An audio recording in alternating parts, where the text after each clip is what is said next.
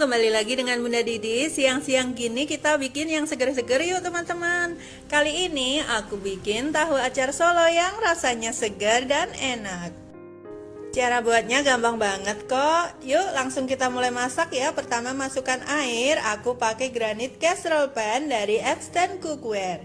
Pan cantik nih untuk masak menu berkuah seperti ini. Pas banget. Selanjutnya masukkan gula merah, bawang putih, garam, dan juga kecap manis. Selanjutnya kita aduk hingga rata, lalu didihkan ya. Kemudian tambahkan air asam encer atau sedikit cuka. Nah, selanjutnya tinggal kita tunggu sampai mendidih. Kemudian jangan lupa cek rasa ya, sampai sesuai selera rasanya. Selanjutnya kita siapkan bahan pelengkap lain. Goreng tahu dan tempe, aku pakai granite fry pan dari Instant Cookware juga.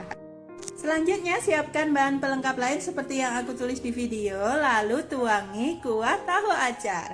Kemudian taburi seledri cincang dan bawang goreng. Nah, seperti ini tahu acarnya sudah siap disajikan. Selamat mencoba.